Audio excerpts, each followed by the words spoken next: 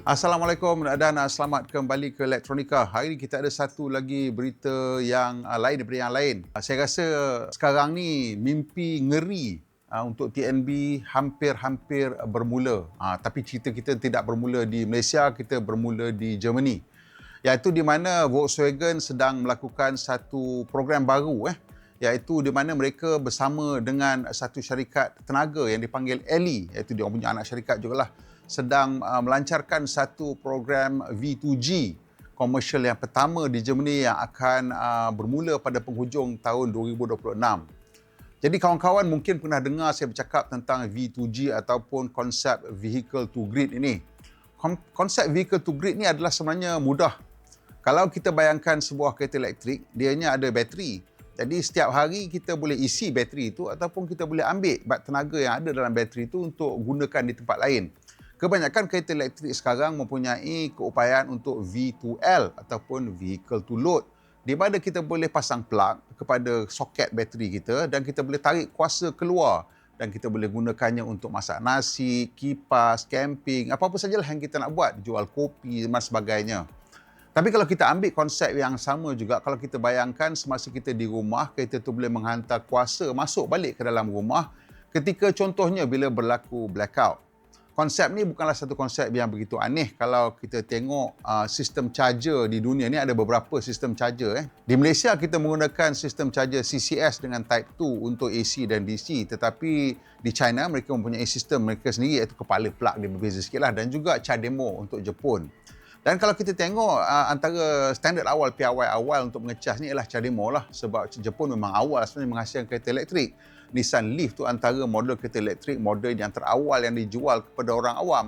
Cuma sekarang mereka nampak macam tak berani nak commit 100% lah kepada teknologi tersebut. But anyway, going back to what we are talking about, CHAdeMO mempunyai keupayaan V2G, di mana kenapa macam itu? Sebab Jepun ni dia berada di tempat orang panggil The Pacific Ring of Fire. The Pacific Ring of Fire ni adalah lingkaran gunung berapi di mana dekat semua tempat-tempat yang di bawah Ring of Fire ni berlaku banyak gempa bumi lah.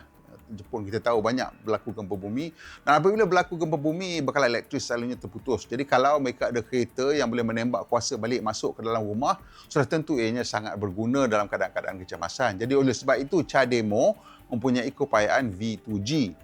Tetapi keupayaan V2G ini dia juga memerlukan charger yang khusus yang boleh menerima arus dua arah lah, masuk pun boleh, keluar pun boleh.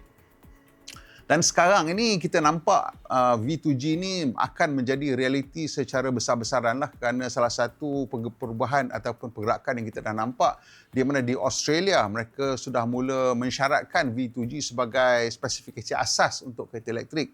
Dan sekarang berita terbaru ni, Volkswagen ialah syarikat automotif kedua terbesar di dunia. Kalau syarikat kecil-kecil buat kita tak heran sangat. Tapi bila Volkswagen melancarkan V2G komersial, ini berbeza dengan apa yang Tesla lakukan. Tesla lakukan benda yang sama juga lebih kurang. Maksudnya Tesla juga adalah virtual power plant sebagai virtual power supplier. Di mana Tesla mereka menghasilkan dia panggil power wall yang kita boleh ambil bateri untuk pasang di rumah. Tapi untuk Volkswagen mereka menggunakan bateri yang ada dalam kereta sebagai pembekal tenaga. Jadi Volkswagen akan menjadi sebuah kita kata virtual power plant, dan di mana kalau mereka-mereka yang mengambil bahagian dalam package ini akan boleh menjadi pembekal juga elektrik kepada grid. Dan di dalam sistem yang dipanggil macam power bank gergasi yang bergerak ni lah, di mana semua orang contribute seorang sikit, kita akan mendapat menjana orang kata income tambahan ataupun pendapatan tambahan. Anggaran Volkswagen, pendapatan tambahan yang boleh didapati antara €700 hingga €900 setahun.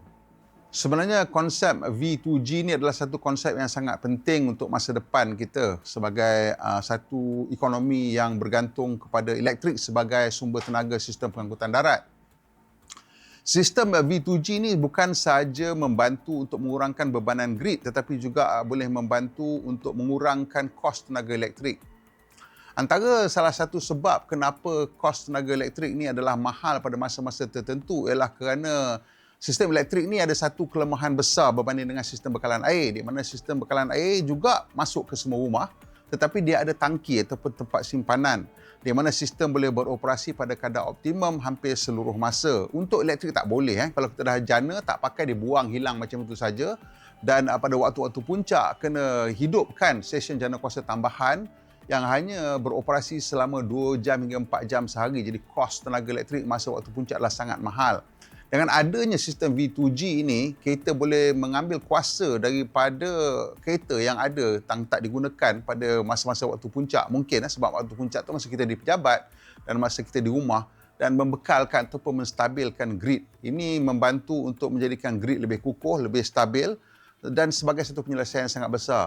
Inilah yang saya katakan kenapa ia akan menjadi mimpi ngeri untuk TNB, kerana apabila kita boleh menjadi pembekal tenaga, realitinya ialah pada penghujungnya nantilah apabila semua orang ada solar di atas bumbung dan bateri di rumah, TNB hanya sebagai platform untuk kita berjual beli tenaga lah, as a trading platform for energy. Itu pun memang sebenarnya TNB sendiri dah akui, saya dah tanya dia orang lah, TNB Renewable cakap ya betul lah, in the future kalau betul-betul jadi distributed grid, this is the reality.